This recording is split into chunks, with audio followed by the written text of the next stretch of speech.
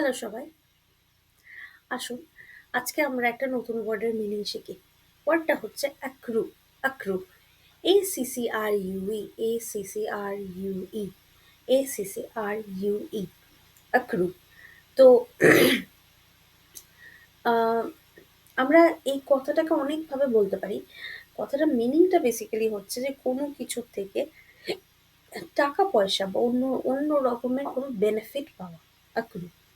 তো আমি এটা বলতে পারি যে সিচুয়েশনটাকে সামলে নিলে সেটা ফাইন্যান্সিয়ালি অ্যাক্রু হবে।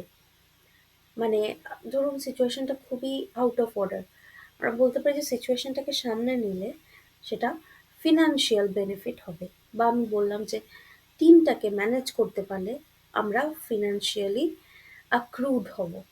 বা বলতে পারি যে আম, এদের মানে যখন আপনি একটা টিম চালান, তো আপনি দেখছেন যে আপনার টিম মেম্বাররা ভালো কাজ করে কিন্তু কমিউনিকেশন ঠিকঠাক নয়। হ্যাঁ, ইংলিশের ভোকাবুলারি বেশি জানে না।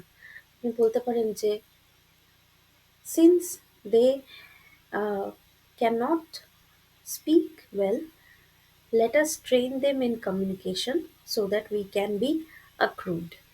মানে তাদেরকে কমিউনিকেশনটা একটু স্ট্রং করে দিলে ভালো ইনকাম করতে পারবে, নেটওয়ার্কিং করতে পারবে এবং ফিনান্সিয়াল হেল্প হবে। আমার ঠান্ডা লেগে আছে কারণ আমি পুজোতে খুবই ঘুরে ঘুরে আহ, বৃষ্টির মধ্যে ঘুরে ঘুরে ঠাকুর দেখেছি। আচ্ছা, তো আমি ইংলিশে কি কি বলতে পারি যে we were accrued by the change of situation. সিচুয়েশনটা যখন চেঞ্জ হলো তখন আমরা অনেকভাবেই বেনিফিটেড হলাম। বা আমরা বলতে পারি যে we were happy that our teammates were accrued by the new rules.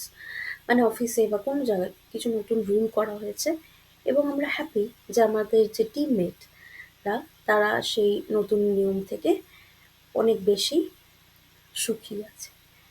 Stay tuned.